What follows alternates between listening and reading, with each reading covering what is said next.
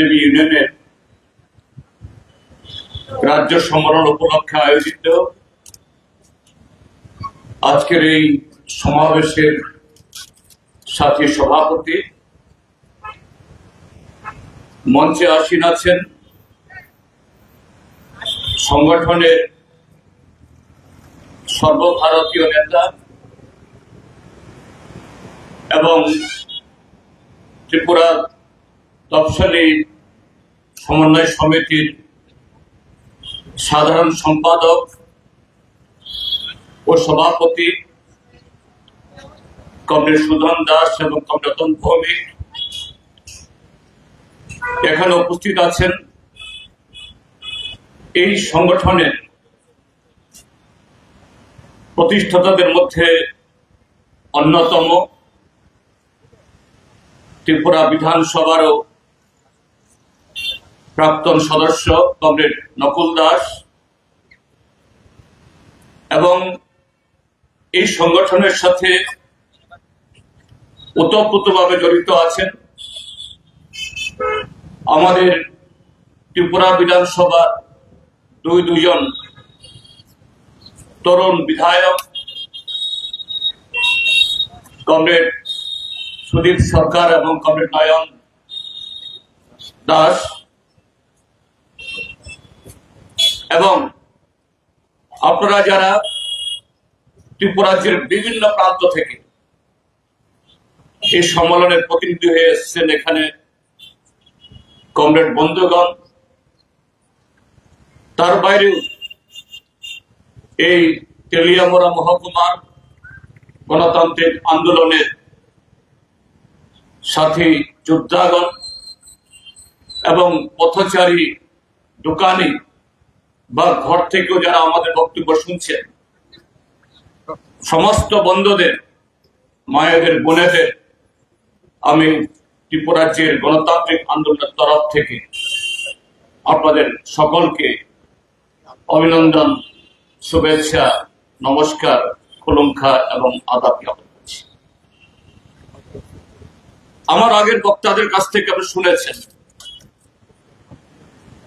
আমাদের দেশ এবং এই রাজ্যের মৎস্য চাষের সাথে এবং মাছকে কেন্দ্র করে যাদের জীবন জীবিকা নির্বাহিত হয় তাদের সামনে শুধু এই রাজ্যে না সারা দেশে, এই দেশে ভারতীয় জনতা পার্টির নেতৃত্বে গত 11 বছর ধরে যে সরকার চলছে, কিভাবে এই অংশের মানুষের উপরে নানাভাবে অর্থনৈতিক শোষণ, তাদের জীবিকার ব্যবস্থাকে সংকুচিত করার এবং তাদের অধিকার থেকে তাদেরকে সম্পূর্ণভাবে বঞ্চিত করার এটা ধারাবাহিক আক্রমণ চলছে। এটা শুধু মৎস্যজীবী অংশের মানুষ না, এদেশের শ্রমজীবী অংশের মানুষ, তিনি মৎস্যজীবী হন, পশুপালক হন, তিনি কুটির শিল্পী হন বা যে কোনো পেশা, আমাদের দেশের সরকার তাদের রক্ত, ঘাম, তাদের পরিশ্রমের বিনিময়ে আমাদের দেশে যে অর্থনীতি তৈরি হয়, যে সম্পদ তৈরি হয়, আমাদের দেশের সরকার তাদের যারা মুষ্টিমেয় বন্ধু, আমাদের দেশের জনসংখ্যার তারা 1-2% নয়, আরো কম কিছু পরিবার তাদের সম্পত্তির পাহাড়, মুনাফার পাহাড় তৈরি করার জন্য আজকে এই গোটা এই দেশের সমাজীয় অংশে মানুষের উপরে সে আঘাত হানছে, তাদের জীবন জীবিকার উপরে নানা ধরনের প্রতিবন্ধকতা আজকে তৈরি করছে। যেহেতু মাছ বা মৎস্যজীবীদের জীবন সংগ্রাম নিয়ে আজকে এই সংগঠনের তার সম্মেলন হবে, স্বাভাবিক আমাদের দেশের এই মৎস্য চাষ সে থেকে কি ধরনের আমার দেশের অর্থনীতিতে তার যোগদান হয় সংক্ষেপে হলো এটা জানা দরকার। আমাদের দেশে তিন দিকে প্রায় সমুদ্র, ৭,৫০০ কিলোমিটার। যদিও এর চেয়ে বেশি দীর্ঘ এরকম কোস্টাল লাইন বা সমুদ্রের তটভূমি সেখানে আছে, কিন্তু ভারতবর্ষের জনসংখ্যা, তাদের জীবন জীবিকা পেশা, এটা পশ্চিম বাংলা সেই সুন্দরবন থেকে শুরু করে গুজরাটের কচ্ছ অব্দি সর্বত্র এদেশের এই উপকূলবর্তী এলাকায় যারা বসবাস করেন তাদের জীবিকা এই মৎস্য নির্ভর, মৎস্য ধরা, মৎস্য চাষ নির্ভর। তার সাথে আছে হলো ইনল্যান্ড ওয়াটার, অর্থাৎ দেশের অভ্যন্তরে আমাদের খাল, বিল, পুকুর, জলাভূমি, এই মিষ্টি জল এবং নোনা জল উভয় ক্ষেত্র থেকেই আমাদের দেশের এই মৎস্যজীবীরা তারা শুধু দেশের অর্থনীতি, দেশের মানুষের পুষ্টি যোগানোর জন্য না, বৈদেশিক আয় অর্জনের জন্য এটা বিরাট একটা ক্ষেত্র। বছরে প্রায় ৭০,০০০ কোটি টাকা বৈদেশিক মুদ্রা আমাদের এই রপ্তানি থেকে, মৎস্য রপ্তানি থেকে সেখানে আসে। কিন্তু এত বড় সম্ভাবনাময় ক্ষেত্র, যে ক্ষেত্রে ৩ কোটি পরিবার, ৩ কোটি পরিবার মানে যদি আপনি গড়ে ৩ জন করে সদস্য ধরেন, ১০ কোটি মানুষ তার সাথে সম্পৃক্ত।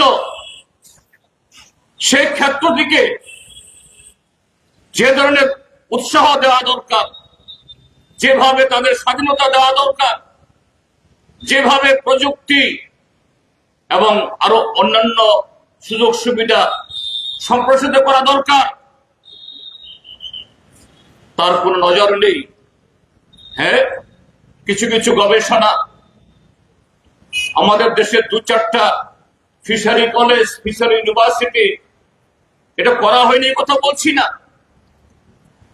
কিন্তু পৃথিবীর অন্যান্য দেশ, ছোট্ট ছোট্ট দেশ, আমি চীনের কথা বলছি না, তাদের সাথে তুলনার তো কোনো প্রশ্নে ওঠে না। ছোট ছোট দেশ বা ছোট ছোট জনসংখ্যা, জাপান, ওদিকে লাতিন আমেরিকাতে কিছু দেশ, সে সমস্ত দেশগুলোতে এই মৎস্য চাষ, মাছ ধরার পর এগুলার প্রসেসিং এবং আরো নানাভাবে জীবন জীবিকাকে সম্প্রসারিত করার জন্য, মানুষের চাহিদা মেটানোর জন্য যেভাবে উদ্যোগ নেওয়ার দরকার এটা নেই। সে কারণেই এখানে কবি রতন বই বলেছেন যে আমাদের দেশে শুধু মৎস্যজীবী শ্রমিক বা ফেডারেশন বা আপনারা যারা ত্রিপুরা যে মৎস্যজীবী ইউনিয়ন করেন আপনাদের তরফ থেকে না, আমাদের বামপন্থীদের তরফ থেকে, আমিও যখন সাংসদ ছিলাম পার্লামেন্টে প্রায় প্রত্যেকটা অধিবেশনে আমরা এই আওয়াজ তুলেছি যে আমাদের দেশে একটা মৎস্য মন্ত্রক, ফিশারিজ মিনিস্ট্রি গঠন করা দরকার। কারণ এত বড় কোস্টাল লাইন, এত বড় জনসংখ্যা, এত বিশাল অর্থনীতির সুযোগ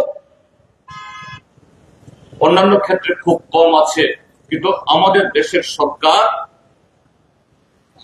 তাদের এই দাবি আমরা কর্ণগোচর আমরা করাতে পারি। কেন তারা সেই দাবি শুনবেন? কারণ তাদের লক্ষ্য হলো দেশি বিদেশি যারা একচাটিয়া পুঁজি, তাদের হাতে সব তুলে দেবেন। সমস্ত কোস্টাল লাইন, আম্বানি, আদানি, শুধু তারা নন, আরো বিদেশি বড় বড় কোম্পানি, তাদের বিশাল বিশাল আধুনিক যন্ত্রচালিত ট্রলার আছে, কোল্ড স্টোরেজ আছে, প্রসেসিং সেন্টার আছে। দীর্ঘমেয়াদী তাদেরকে লিজ দিয়ে এই 3 কোটি পরিবার যাদের জীবন জীবিকা এর উপরে নির্ভরশীল, তাদের ওই বড় বড় কোম্পানির কাছে তাদের শ্রমিকে তাদের দয়ায় বাঁচতে হয়, এরকম একটা ব্যবস্থা করে তুলেছেন।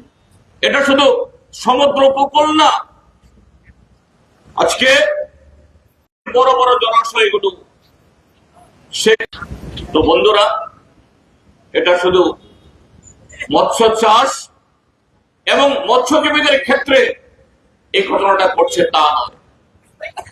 সামগ্রিকভাবে কৃষি এবং তার সহযোগী ক্ষেত্র, এগ্রি এন্ড এগ্রি এলাইড, আমাদের দেশের অর্থনীতিকে বলা হয় কৃষি নির্ভর অর্থনীতি।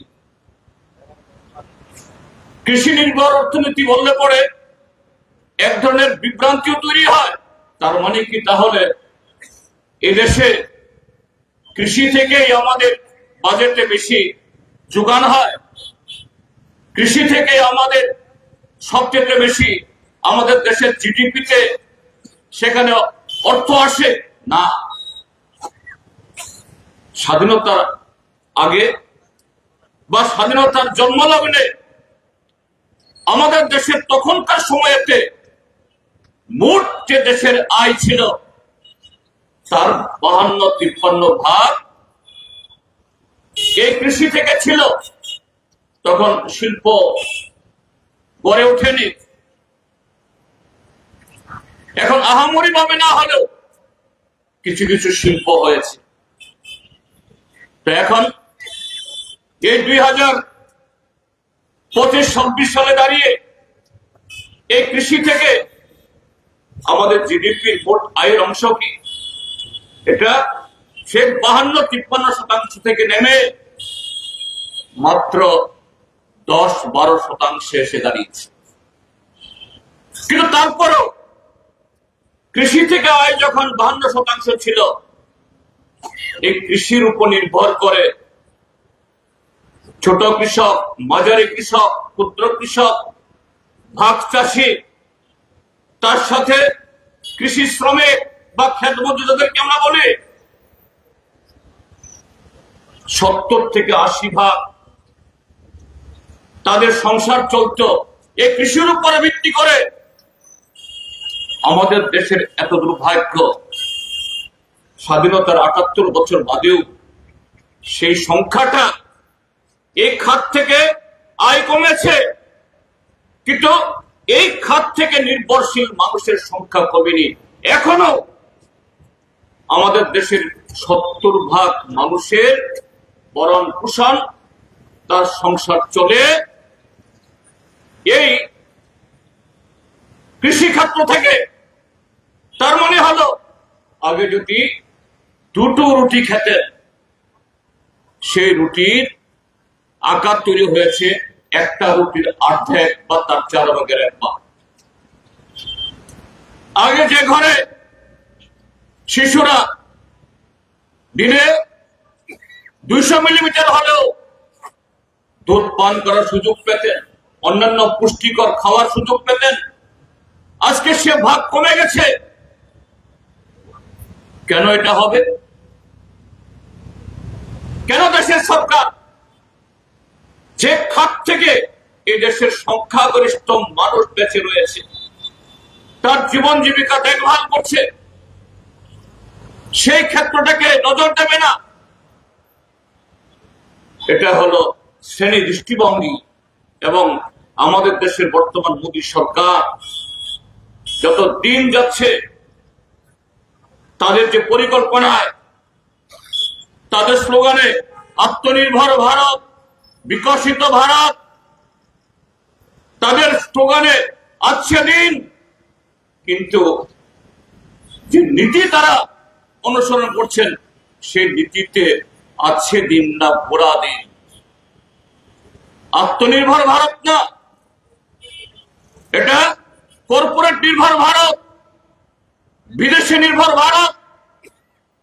এবং সে কারণে কৃষক, ক্ষেত মজুর, দিন মজুর, পশুপালক, মৎস্যজীবী সমস্ত অংশের মানুষের সংসার আজকে ভাঙছে। আর এই অংশের মানুষকে এরা যখন ক্ষুব্ধ হচ্ছেন, ঐক্যবদ্ধ হচ্ছেন, মাঠে নামছেন, তাদেরকে দুর্বল করার জন্য ধর্ম, সম্প্রদায়, বিভাজনকে হাতিয়ার করে কখনো মন্দিরের স্লোগান, কখনো গো রক্ষার স্লোগান, কখনো হিন্দু খাতরে মে হ্যায়, এই সমস্ত স্লোগান করে আমাদের দেশের এই শ্রমজীবী মানুষকে কিভাবে দুর্বল থেকে দুর্বল রাখা যায় সে ব্যবস্থা করছে। এবং এই যে আক্রমণ, তার সর্বশেষ মারাত্মক যে নমুনা হলো Mahatma Gandhi national rural employment guarantee act. আমাদের রাজ্যে খুব সংক্ষেপে এই আইনটি রেগা নামে জনপ্রিয়তা লাভ করেছে। হিন্দিভাষী এলাকাতে কোথাও বলে মনরেগা, কোথাও বলে না রেগা, মানে এনরেগা, না রেগা। ভারতীয় জনতা পার্টি এবং আমাদের দেশের মাননীয় প্রধানমন্ত্রী নরেন্দ্র মোদী কখনোই এই মনরেগা বা রেগা, যা স্বাধীনতার 57 বছর বাদে আমাদের দেশের সংসদ পার্লামেন্ট প্রথম গ্রামীণ কৃষকদের, গ্রামীণ দেশের পরিবারদের জন্য একটা সাধারণ আইন তৈরি করেছে। আহামরি কোনো আইন না, খুব আহামরি আইন তৈরি হয়েছে, নিশ্চয় দাবি করা যায় না। কি আইন? 100 দিনের কাজের গ্যারান্টি। জব কার্ড হোল্ডার কোন পরিবার যদি পঞ্চায়েত সেক্রেটারি বা গ্রাম রোজগার সেবকের মাধ্যমে যে আমি কাজ চাই দাবি করেন, 15 দিনের মধ্যে সরকারকে কাজ দিতে হবে। যদি 15 দিনের মধ্যে যদি কাজ দিতে না পারেন, সরকার তাকে ক্ষতিপূরণ দিতে বাধ্য হবে। যদিও এই ত্রিপুরাজ্যের মধ্যে এই কথাগুলো শুনলে সবাই হাসবে। এখানে রেগা কে পাবে, কে পাবে না, সব ঠিক করে মন্ডল। দেশে কি আইন হয়েছে না হয়েছে, আমাদের রাজ্যে তো আইনের শাসনে নেই, সংবিধান এখানে অচল। কিন্তু তারপরও এই এমএনরেগা এটা একটা যুগান্তকারী স্বাধীনতার পথ। বছরে 100 দিন কাজ, যদি মজুরি 200 টাকা হয়, সব মিলিয়ে বছরে মাত্র 20,000 টাকাই পাবে। এটা একটা চতুর্থ শ্রেণীর কর্মচারীও যা বেতন পায় প্রতি মাসে তার থেকে কম। কিন্তু তারপরেও আইন তৈরি হওয়ার পর আমাদের দেশের গ্রামীণ অংশের মানুষ, বিশেষ করে খেত মজুর, ভূমিহীন, এদের জীবনে একটা পরিবর্তন এসেছে। তার সাথে হলো ত্রিপুরার যে বামপন্থী ফ্রন্ট সরকার থাকার সময় আমরা দেখেছি এই রেগা শুধু 95 দিন 96 দিন মজুরি দিয়েই গ্রামীণ অর্থনীতিকে, গ্রামীণ বাজারকে পুষ্ট করে নিয়ে এই রেগার যে শ্রম দিবস তৈরি হয়েছে, সেই শ্রম দিবস আমাদের গ্রামে যে টিলা, টঙ্কর, ডুঙ্গা পরিত্যক্ত হয়ে পড়েছিল, চাষাবাদের অভাবে এভাবে পড়ে থাকতো, সে টিলা জমিগুলো রাবার বাগান, ফলের বাগান, কলার বাগানে সবুজ হয়ে সেখানে সেই গ্রামীণ পরিবারের তার অর্থনীতির যোগান করতে একটা বিকল্প সুযোগ তৈরি করেছে। আর গ্রামীণ মানুষের হাতে যখন সে অর্থ গেছে, গ্রামীণ বাজার অর্থাৎ মানুষের হাতে ক্রয় ক্ষমতা তৈরি হয়েছে, এটাই বাজার অর্থনীতি, মানি সার্কুলেশন হয়েছে। এইভাবেই ত্রিপুরার অর্থনীতির মধ্যে একটা যুগান্তকারী পরিবর্তন সেখানে শুরু হয়েছিল। কিন্তু মোদী সরকার, সৌভাগ্যকে দুর্ভাগ্য, নরেন্দ্র মোদী যে বছর প্রধানমন্ত্রী হন সে বছর আপনাদের প্রতিনিধি হয়ে আমিও পার্লামেন্টে ছিলাম, তখন তার বক্তৃতা রেগা সম্পর্কে এবং সংসদের যে কৃষি স্ট্যান্ডিং কমিটি, সেই স্ট্যান্ডিং কমিটিতে উত্তরপ্রদেশের একজন প্রবীণ ভদ্রলোক সাংসদ, আবার ঘটনাচক্রে তিনি একটা সময়তে রাম মনোহর লোহিয়ার নাকি সঙ্গী ছিলেন, তার শিষ্য ছিলেন, তাকে দিয়ে বক্তৃতা করিয়েছেন। কি বক্তৃতা? নরেন্দ্র মোদী সাহেব কি বলতেন যে রেগা ভারতবর্ষের মানুষের একটা কলঙ্ক। ভারতবর্ষ স্বাধীনতার 7 দশক বাদেও সে দেশের মানুষকে জব কার্ড নিয়ে 100 দিনের কাজ দাবি করতে হয়, কাজে এটা কলঙ্ক। এই আইন আমাদের জন্য দুর্ভাগ্য, কিন্তু আমি এই আইন তুলে দেব না। এই আইন রেখে দিয়ে জওহরলাল নেহেরু, ইন্দিরা গান্ধী, মনমোহন সিংরা 70 বছরের বেশি সরকারের থেকে দেশের কোনো উন্নতি করেনি, তার স্মারক হিসাবে, চিহ্ন হিসেবে রেখে দেব। কিন্তু কিভাবে রেখে দিয়েছেন আমরা ত্রিপুরার মানুষ আমরা দেখেছি। যেখানে বামফ্রন্ট সরকারের সময়তে আমাদের এলাকাতে লড়াই করে আমরা 95-96 দিন গড়ে আমরা করাতাম। রেগা কর্মসূচি রূপায়ণের মধ্য দিয়ে ত্রিপুরা যে অর্থনীতির বিকাশে অন্যতম হাতিয়ার হিসাবে এটাকে আমরা পরিচিতি দিয়েছিলাম। দেশের সরকারও আমাদের স্বীকৃতি বাধ্য হয়েছিল। তাদের ট্রিপল ইঞ্জিনের সরকার আসার পর সেই রেগার বরাদ্দ কমে গেছে। গড়ে বছরে 30-40 দিনের বেশি হয় না। আর রেগা আইনে একটা প্রভিশন, একটা ব্যবস্থা আছে, সেখানে এগুলো ওয়েবসাইটে তুলে দিতে হয়। যে কোনো লোক তেলিয়ামুড়া ব্লকের অধীনে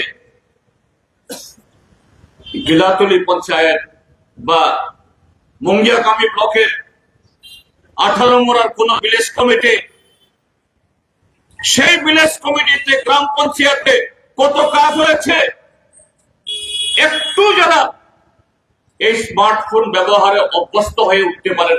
আপনি প্রত্যেকটা ভিলেজের, প্রত্যেকটা গ্রাম পঞ্চায়েতের কোন জব কার্ডধারী, কত নম্বর জব কার্ডধারী, তিনি আজকে কত তারিখ, আজকে এই 20 ডিসেম্বর অব্দি কত দিন কাজ পেয়েছে আপনি দেখতে পাবেন। আমি বলে যাচ্ছি এখানে দাঁড়িয়ে, যারা একটু এই মোবাইল ব্যবহারে যারা একটু পটু হতে পারেন, দেখবেন করে 39-40 দিন হলেও সেই জায়গায় যারা ভূমিহীন, বিপিএল, প্রকৃত ক্ষেত মজুর, তারা কিন্তু 40 দিন পায়নি। এদের প্রাপ্তি 18 দিন, 19 দিন, 20 দিন। তাও কাজ করার 2 মাস, 3 মাস, 4 মাস পরে মজুরি পায়, অনেক সময় পুরো মজুরি পায় না। তাহলে গরিব মানুষ সংখ্যাগরিষ্ঠ, এরা যদি মাত্র 19-20 দিন পায়, গড় 40 হলো কি করে? গড় 40 হলো গত 18 সালের পর আমাদের এই রাজ্যের শাসক দল তাদের গড় সামলানোর জন্য, তাদের ক্ষমতা ধরে রাখার জন্য একটা ঠ্যাঙ্গারে বাহিনী তৈরি করেছে। একটা সময়েতে বাইক বাহিনী নামে খুবই পরিচিত হয়ে উঠেছিল, যদিও আস্তে আস্তে দুর্বল হয়েছে, দুর্বল হতে বাধ্য। তারপরও আরো কিছু লোক আছে, এদেরকে খুশি রাখার জন্য তারা বলেন দেবতুল্য কারিয়াকর্তা। দেখবেন এই দেবতুল্য কারিয়াকর্তারা এরা কাজ পেয়েছেন 89 দিন, 91 দিন, 92 দিন। আর আপনি ক্ষেত মজুর, দিন মজুর, আপনি 18 দিন, 19 দিন। কাজেই এই অল্প কিছু লোক সব লুট করে নিয়ে যাচ্ছে। তারপরে হলো ড্রজার দিয়ে পুকুর খনন, রাস্তা করা। রেগা আইনে স্পষ্ট কোন ধরনের যন্ত্রপাতি এবং কন্ট্রাক্টর এখানে নিয়োগ করা যাবে না। আর ত্রিপুরা যে আজকে পুকুর খনন, বাঁধ নির্মাণ, রাস্তা নির্মাণ সব হয়ে গেছে ওই ড্রজার দিয়ে। সেখানে যারা অন্য যারা জব কার্ড হোল্ডার, এদের সামান্য টাকা দিয়ে দেওয়া হয়, আর বাকি অর্ধেক এর দেবতুল্য কারিয়াকর্তা এদের পেটে চলে যায়। এদের বাড়িঘর, এদের চলাফেরা, তার মধ্য দিয়ে প্রতিফলন হয়। আলাদা করে তদন্ত করার কোনো প্রয়োজন হয় না। গ্রাম সংসদ, গ্রাম সভা, third party audit, social audit, এগুলি এখন সব তামাদি, নাম কেউ আসতে। হ্যাঁ, কাগজপত্র জমা পড়ে। এই ত্রিপুরা রাজ্যের অন্যান্য সমস্ত ধরনের অনিয়মের সাথে এই রেগা হলো আজকে সবচেয়ে বড় চুরি। অর্থাৎ গ্রামীণ জনগণ, কৃষি ক্ষেত্র, কৃষি সহযোগী ক্ষেত্র, আজকে এর উপরে এত আঘাত। আর তার মুখ্য আঘাত হয়েছে গত 16 তারিখে পার্লামেন্টে আইন এনেছে, কি নাম? মহাত্মা গান্ধীর চশমা লাগিয়ে। দেখবেন আগামীকালও যদি আমরা কল্যাণপুর বা আরো কিছু কিছু এলাকা আছে আপনাদের এই তেলিয়ামুড়াতে, যদি তেলিয়ামুড়া মহকুমাতে কোন প্রোগ্রাম করতে যাই, মহাত্মা গান্ধীর চশমাওয়ালা ফ্ল্যাশ লাগিয়ে স্বচ্ছ ভারত অভিযান, অর্থাৎ তখন তাদের মহাত্মা গান্ধীর নাম মনে পড়ে যায়। সিপিএম এর মিটিং করতে দেওয়া যাবে না। এই তেলিয়ামুড়াতে বহুবার ঘটনা ঘটেছে, আর অন্যান্য জায়গাগুলোতেও, কিন্তু রেগাতে মহাত্মা গান্ধীর নাম, এটা অসহ্য। RSS এর অসহ্য, নরেন্দ্র মোদী, অমিত শাহ সেখানে তার নাম পাল্টে নতুন আইন করেছে জি রামজি, মানে সংক্ষেপে মহাত্মার নাম সরিয়ে সুকৌশলে রাম। রাম সম্পর্কে আমাদের কোনো অশ্রদ্ধা নেই। রাম ভগবান, কিন্তু এই রাম ভগবান রামের উদ্দেশ্য না। কেন রামের নাম আনতে হচ্ছে? কারণ মহাত্মা গান্ধীকে খুন কে করেছিল সবাই জানেন, নাথুরাম গডসে। এই নাথুরাম গডসে আরএসএস এর একজন পূজ্য ব্যক্তি, প্রথম সারির ব্যক্তি। কাজে দেশে সেই মহাত্মা গান্ধীর নামে একটা প্রকল্প, একটা আইন চলবে কি করে হয়? গত পরশুদিন গভীর রাত অব্দি পার্লামেন্টের দুই কক্ষে, লোকসভা এবং রাজ্যসভাতে সমস্ত বিরোধী দলের সমস্ত ওজোর আপত্তি এটাকে মারিয়ে সংখ্যাগরিষ্ঠতা জুড়ে পাশ হলো। এইভাবে এদেশের কৃষি ক্ষেত্রের উপরে, গরিব মানুষের উপরে স্বাধীনতার 57 বছর বাদে মাত্র 100 দিনের কাজের গ্যারান্টি একটা আইন পেয়েছে। সে আইনটাকে তারা কেড়ে নিয়ে গেল। বন্ধুরা, তাদের দলের সরকার ত্রিপুরা আছে, তাদের দলের শাসন ত্রিপুরা আছে, তো এই রাজ্য ভালো থাকবে? এ রাজ্যের কৃষি ক্ষেত্র, এ রাজ্যের মৎস্য ক্ষেত্র, এ রাজ্যের গ্রামীণ জনগণের তার অধিকার এটা অটুট থাকবে? এটা কি করে হয়? হতে পারে না। কমরেড সুদন দাস এখানে বলেছেন, বামফ্রন্ট সরকার শুধু সিপিআইএম এর বা বামপন্থীদের কর্মসূচি রূপায়ণ করছে বললে সঠিক বলা হবে না। স্বাধীনতা সংগ্রামের স্লোগান, আমাদের স্বাধীনতা অর্জন করতে গিয়ে 200 বছর ব্রিটিশদের গুলিতে জীবন দিয়ে, ফাঁসিতে ঝুলে, কারাগারে তিলে তিলে আত্মবলিদান দিয়ে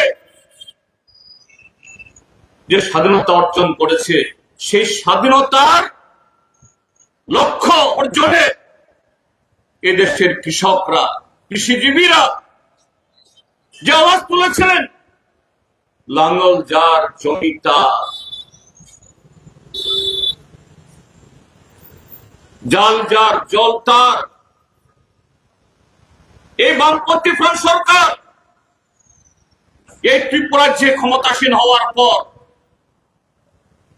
ভূমিহীনদের ঘর দিয়ে পাট্টা দেওয়া, বন্দোবস্ত দেওয়া,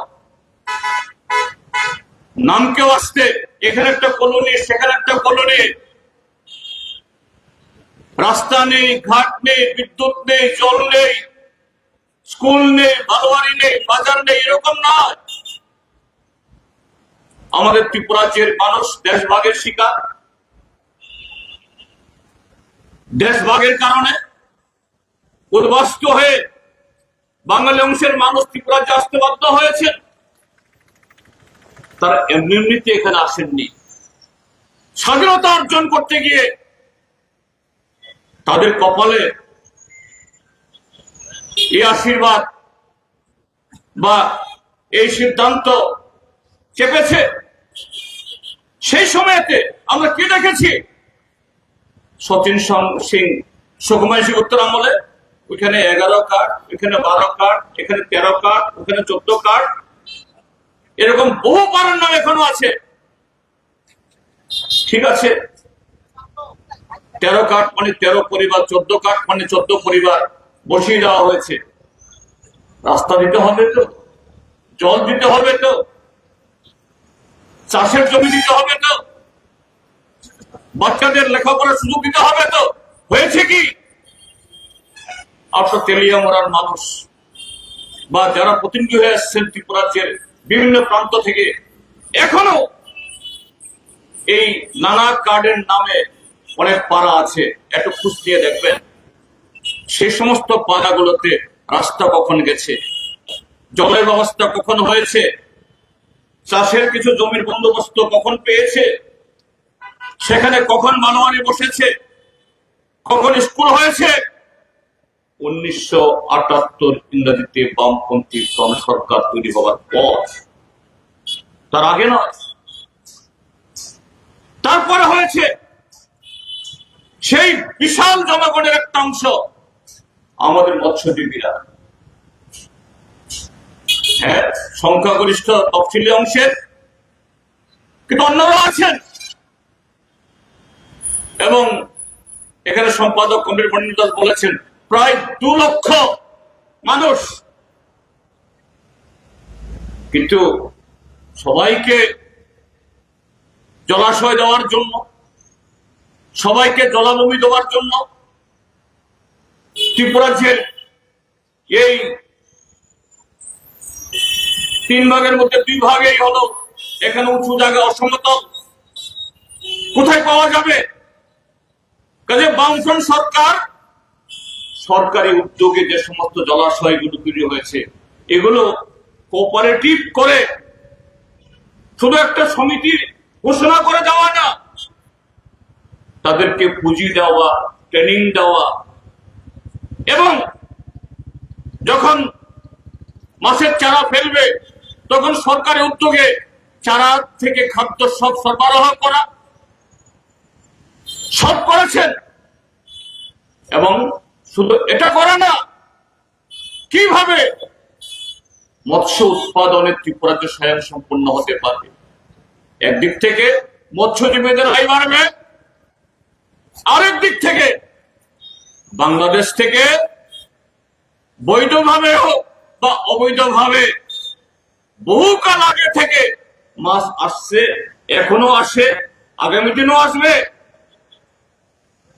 বাংলাদেশে এখন নতুন ধরনের একটা আন্দোলন চলছে, সোশ্যাল মিডিয়াতে দেখবেন জিগির হয়, ইন্ডিয়াতে আর আমরা মাছ দেবো না, সে দেবো না।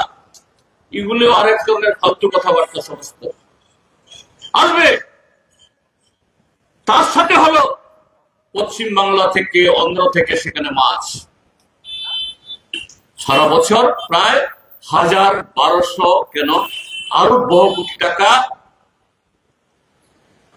ত্রিপুরাজ্যের 99% মৎস্যজীবী মাছ খান। এখন শুধু ত্রিপুরাজ্য কেন, উত্তর ভারতেও প্রথম যখন যুব আন্দোলনের কর্মী ছিলাম, যখন রাজস্থানে যেতাম, উত্তরপ্রদেশে পাঞ্জাবে যেতাম, মাছ বাজার দেখি না, হোটেলে একটু মাছ পাওয়া গেলেও বাড়ি ঘরে কেউ মাছ দেয় না। এখন রাজস্থান, গুজরাট, পাঞ্জাব, হরিয়ানা সর্বত্র মাছ চাষও বাড়ছে এবং মাছের প্রতি টান, অর্থাৎ মাছ খাওয়ার অভ্যাসও বাড়ছে। তো স্বাভাবিক আমাদের তো হবে, কিন্তু আমাদের মৎস্য চাষে স্বয়ং সম্পূর্ণ না হওয়ার কারণে প্রতি বছর 1000-1200 কোটি টাকা চলে যাচ্ছে ত্রিপুরা থেকে। তো এই মৎস্য দপ্তর আমরা দেখি ত্রিপুরাতে একজন কর্মা মন্ত্রীকে দায়িত্ব দিয়েছেন। প্রায় সময় দেখা যায় কৃষকদের বা মৎস্যজীবীদের তাদের কিছু কর্মসূচি, তাদের কিছু উপকার হোক বা না হোক, প্রায় প্রতি মাসে বিভিন্ন জেলাতে মিটিং করেন, পত্রিকাতে ছবিও ছাপে, মৎস্য বিপ্লব করে ফেলছেন। কিন্তু গ্রাউন্ড রিপোর্ট কি? এই 3 দিন আগেও বিলোনিয়াতে কৃষক সভার সম্মেলন, এই উপলক্ষে জনসভা হয়েছে। আমাদের বিলোনিয়ার কৃষক সভার সম্পাদক তিনি বক্তৃতা করছেন, আজ থেকে বছর খানেক আগে যে ভয়াবহ বন্যা হয়ে গেল, সে বন্যায় সবচেয়ে বেশি ক্ষতিগ্রস্ত গোমতী এবং ওদিকে দক্ষিণ জেলা। এবং একটা পুকুর, একটা লেক বাঁচেনি। মোহরী নদী, ফেনী নদীতে কেউ ছিঁড়া জাল দিয়ে জাল ফেললেই নদী থেকে কেজি কেজিতে মাছ উঠে আসে, এমন মাছ। সে বন্যার চলে যাওয়ার পর প্রায় 2 সপ্তাহ বাজারে এই কাতল মাছ, সিলভার কার্প মাছ কেজি মাত্র 5 টাকা 7 টাকা বিক্রি হয়। নদীতে গেছে, কিন্তু নদীতে গেলেই সে নদীতে মাছগুলো চলে যায়নি সমুদ্রে বা বাংলাদেশের দিকে উজানে উঠতে চেষ্টা করে। এই অভিজ্ঞতা আমার নতুন হয়েছে, এইভাবে ক্ষতিগ্রস্ত হয়েছে। মাননীয় মুখ্যমন্ত্রী বললেন বিধানসভাতে, সেখানে ঘোষণা দিলেন, এখানে আমাদের 3 জন আরো বিধায়ক আছেন, তারও সাক্ষী যে 15,000 কোটি টাকার উপরে ক্ষতি হয়েছে ত্রিপুরা রাজ্যে। পুকুর, খাল, বিল, মাছ সব চলে গেছে, তার পুঙ্খানুপুঙ্খ ক্ষতিপূরণ দেওয়া হবে। আমরা দাবি করলাম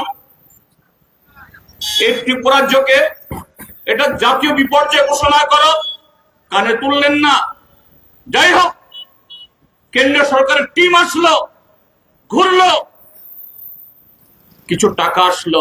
আমরা বিধায়করা আমাদের বিধানসভাতে বারবার প্রশ্ন করছি, কেন্দ্রীয় সরকার এই বন্যায় কত টাকা ক্ষতিপূরণ দিয়েছে? আজ পর্যন্ত সরকার কোনো তথ্য দেয় না। এক সময় দেখলাম 1000 টাকা করে সবাইকে দেওয়া হবে।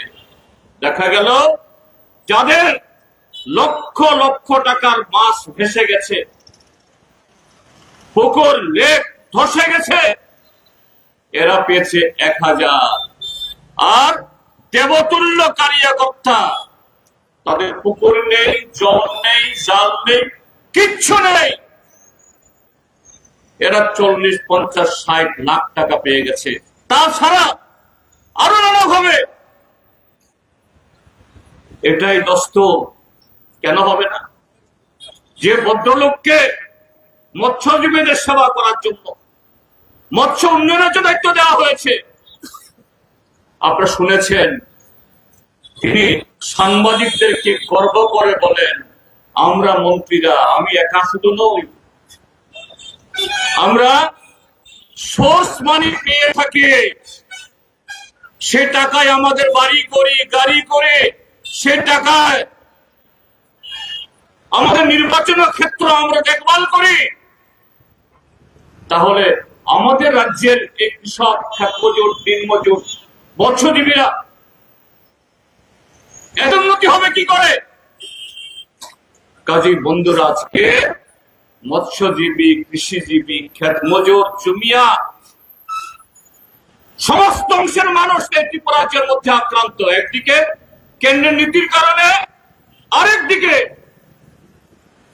বিজেপি, ত্রিপুরা মথা এবং আইপিএফটি, এই 3 দলীয় জোটের এই অপশাসনে মানুষ ক্ষুব্ধ হচ্ছেন, পথে নামার চেষ্টা করছেন, ঐক্যবদ্ধ হচ্ছেন। যারা তাদের ধমকে, চোখ রাঙ্গানিতে, প্রলোভনের ফাঁদে পড়ে একসময় ভেবেছিলাম না চুপ থাকবো, প্রতিবাদ করব না, সরকারের বিরুদ্ধে মুখ খুলবো না, আজকে মুখ খোলা শুরু করেছে, পথে নামছেন। কিন্তু এটাকে আটকাতে হবে, এটাকে দমাতে হবে। তাহলে আটকানোর জন্য কি করা? বিরোধী রাজনৈতিক দল বা প্রতিবাদী মানুষের কণ্ঠস্বর স্তব্ধ করার জন্য সর্বত্র হুলিয়াজারি করো, চোখ রাঙাও, অন্যায় ভাবে তাদের একজন নাগরিক হিসাবে যে সুযোগ সুবিধাগুলি পাবে এ থেকে বঞ্চিত করো। তাদের রেগা কার্ড বাতিল করো, জব কার্ড বাতিল করো, তাদের ঘরের সেনশন বাতিল করো, স্যাংশন হলেও কিস্তি বন্ধ রাখো, আরো নানাভাবে হয়রানি করছে। এখানে শেষ না, তারপর আটকানো যাচ্ছে না। বামপন্থীরা কোন মিছিল করবে, মিটিং করবে না, আইন শৃঙ্খলা। এদিকে মুখ্যমন্ত্রী বলছেন ত্রিপুরার জন্য নাকি আইন শৃঙ্খলা খুব ভালো, এক ত্রিপুরা শ্রেষ্ঠ ত্রিপুরা, যশস্বী প্রধানমন্ত্রীর কল্যাণে তার আশীর্বাদে এই ত্রিপুরা খুব এগিয়ে যাচ্ছে। তাহলে ভয় কেন এত? আর থানা বলছে যে না, পারমিশন দেওয়া যাবে না। এই যে আজকে অদ্ভুত। হ্যাঁ, ধন্যবাদ তেলিয়ামুড়া নগর পঞ্চায়েতকে, বহুদিন বাদে আজকে আপনাদেরকে সম্মেলন করতে দিয়েছে টাউন হলে।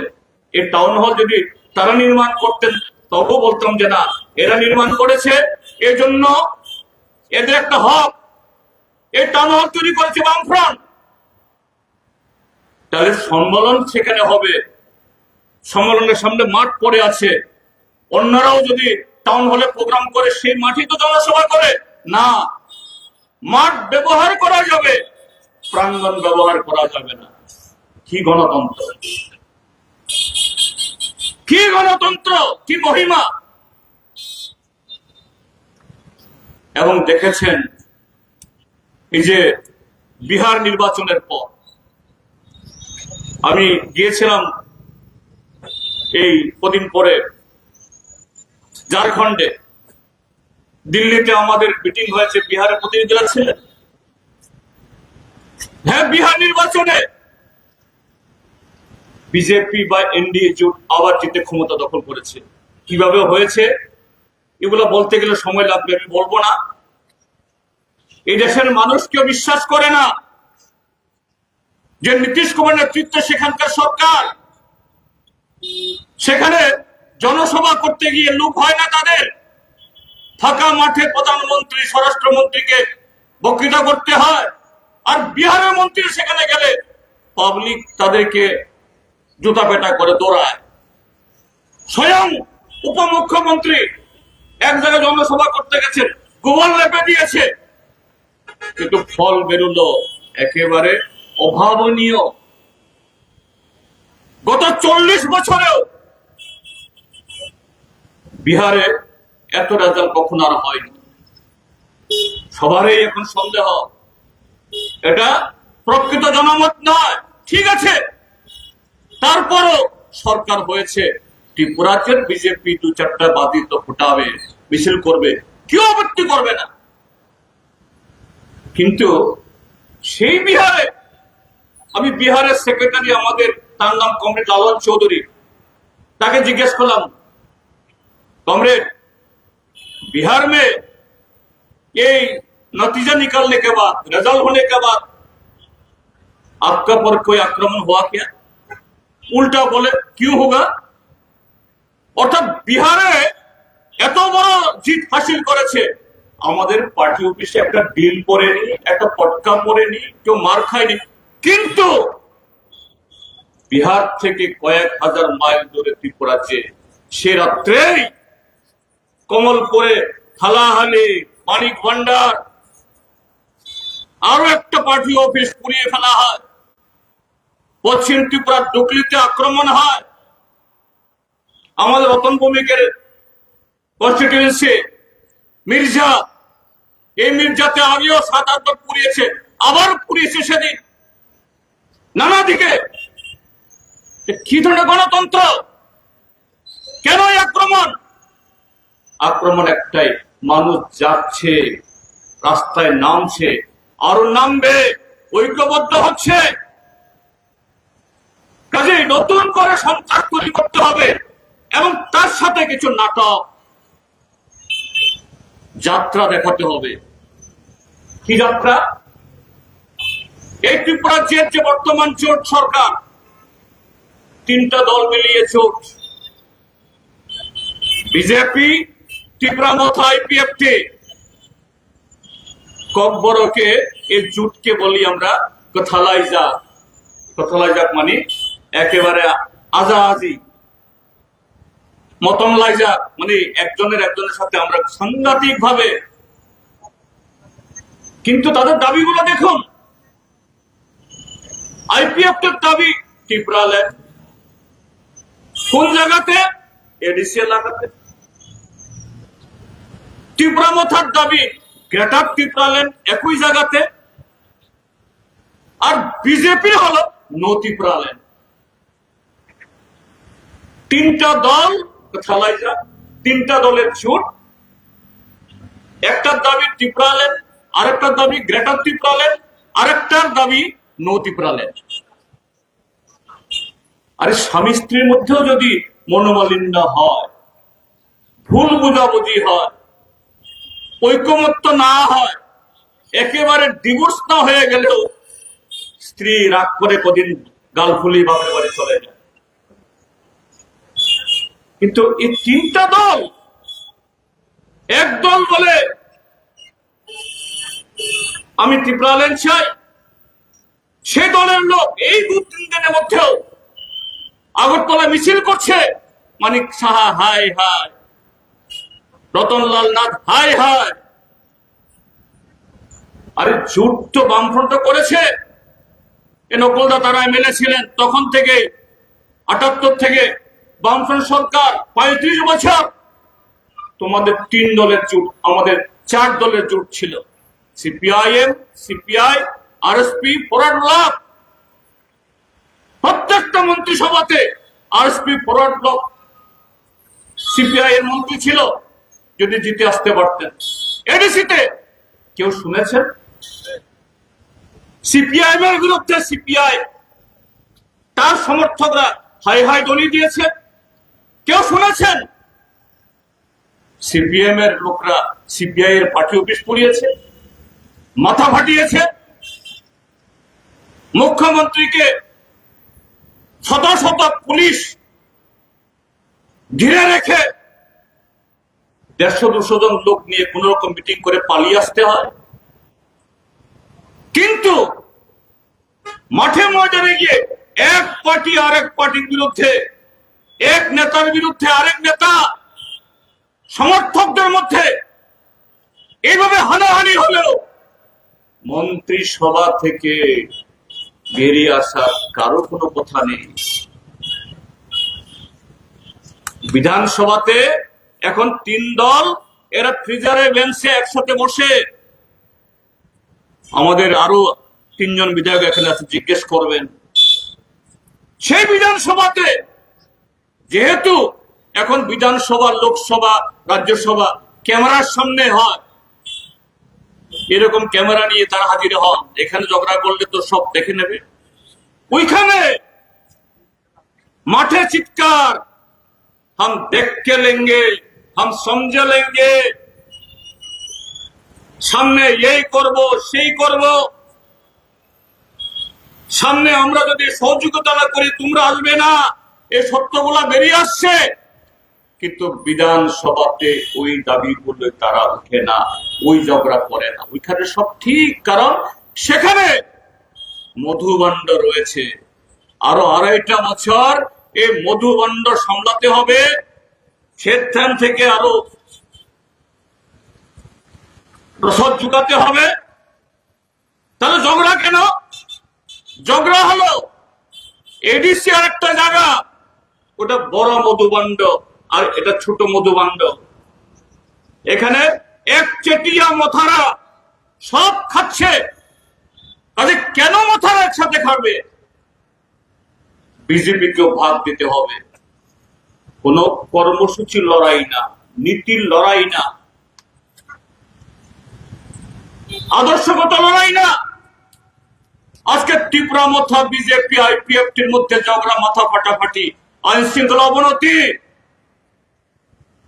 এই রাজ্যের মঙ্গলে না, এই রাজ্যের উন্নতির প্রশ্নে না, কোন নীতিগত প্রশ্ন, রাজনৈতিক প্রশ্ন না। স্রেফ কি স্রেফ শুধু লুটের জমানা। সেই জায়গাতে কর্তৃত্ব কাদের থাকবে?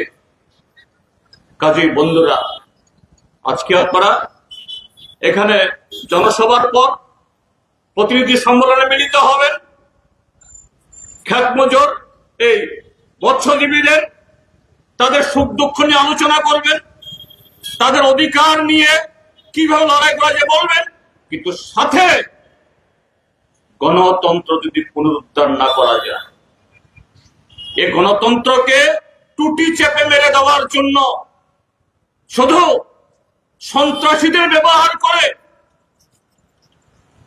রাজ্যে আইন শৃঙ্খলার বিঘ্ন তারা ঘটাচ্ছে তা না। যে আমাদের পার্টি, ভারতের কমিউনিস্ট পার্টি, মার্ক্সবাদী, আমরা বলছি যে বিজেপি আমাদের দেশে নয়া ফেসিবাদী ব্যবস্থা কায়েম করতে চাইছে। নয়া ফেসিবাদী ব্যবস্থা মানে শুধু পার্টি অফিস পুরানো, আপনার জীবন জীবিকা এটাকে ধ্বংস করা, আপনাকে কথা বলতে না দেওয়া তা না। নয়া ফেসিবাদী ব্যবস্থা হলো রাষ্ট্রযন্ত্রকে সবগুলাকে অচল করে দিয়ে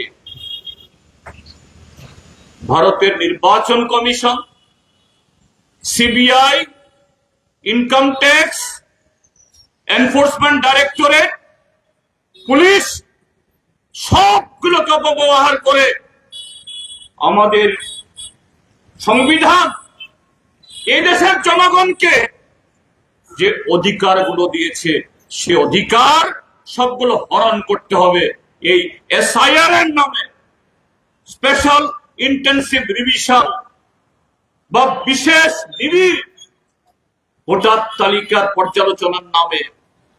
12টা রাজ্যে, বিহার তো সেভাবে নিয়ে গেছে, আরো 12টা রাজ্য এটা করেছে, ত্রিপুরা রাজ্যেও এটা করার জন্য আনুষ্ঠানিকভাবে সিদ্ধান্ত দেওয়া হয়নি, কিন্তু ভেতরে ভেতরে বিএলওদের দিয়ে, ব্লক বুথ লেভেল অফিসারদের দিয়ে দিল্লিতে ডেকে নিয়ে গিয়ে এদের ট্রেনিং দিয়ে দিয়েছে ত্রিপুরা রাজ্যের মধ্যে এটা করতে হবে।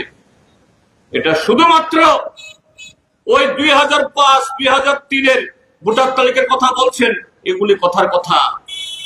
আসল কথাটা হলো প্রত্যেক ভোট কেন্দ্রে বিজেপির বর্তমান যারা সিটিং এমএলএ তাদের জয়ের ব্যবধান কত, কিন্তু গত 2.5 বছরে অনেক ক্ষয় হয়েছে, আগামী 2.5 বছরে আরো ক্ষয় হবে। এই তেলিয়ামুড়া হোক বা ওই অন্য মহকুমাগুলোতে, এই মহকুমাতে তো একজন মন্ত্রী আছেন বিকাশ দেব বর্মা, আমি নাম দিয়েছি বি ক্যাশ, বিকাশ না বি ক্যাশ, মানে ক্যাশ মানে টাকা, শুধু টাকা ছাড়া সে কিছুই চেনে না। তো 18তে বা 23-এ যে ভোট পেয়েছে তো পাবে না। কাজেই অস্ত্র এসআইআর, এসআইআর করে কতজন বিজেপি বিরোধী বিজেপিকে ভোট দেবে না, এখন বিজেপির প্রতি গুসা হয়েছে, এদের নাম কেটে দেবে। আর ভুয়া কত লোকের নাম ঢুকিয়ে দেবে। বিহার যেভাবে জিতেছে তারা, এই ত্রিপুরা রাজ্যের মধ্যে সেই প্রক্রিয়া শুরু হয়েছে।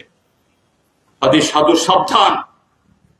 কাজেই আমি বলবো আপনাদের সম্মেলনে স্বাভাবিকভাবেই আপনাদের জীবন জীবিকা অধিকার নিয়ে আলোচনা হবে, কিন্তু পাশাপাশি গণতন্ত্রকে পুনরুদ্ধার করার জন্য আরো বেশি বেশি সংখ্যক মানুষকে, সমস্ত শ্রমজীবী গরিব মানুষকে ঐক্যবদ্ধ করে এই লড়াইকে যদি মজবুত না করা যায়, আপনি মৎস্যজীবীও বাঁচবেন না, পশুপালকও বাঁচবেন না, হস্ততাঁত শিল্পীও বাঁচবেন না, জমিও বাঁচবেন না, ট্রাইবেলও বাঁচবেন না, বাঙালিও বাঁচবেন না, হিন্দু মুসলমান কেউ সুরক্ষিত থাকবে না। আচ্ছা, তার বিরুদ্ধে ঐক্যবদ্ধ লড়াইয়ের শপথ নিয়ে যাবেন, এই আহ্বান রেখে আগামী লড়াইকে আরো এগিয়ে নিয়ে যাওয়ার জন্য সে প্রস্তুতি শুরু করবেন। এখান থেকে ফিরে এই আহ্বান জানিয়ে আমার বক্তব্য শেষ করছি। সবাইকে নমস্কার, খুলুমখা, আদাব, ইনকলাব, জিন্দাবাদ।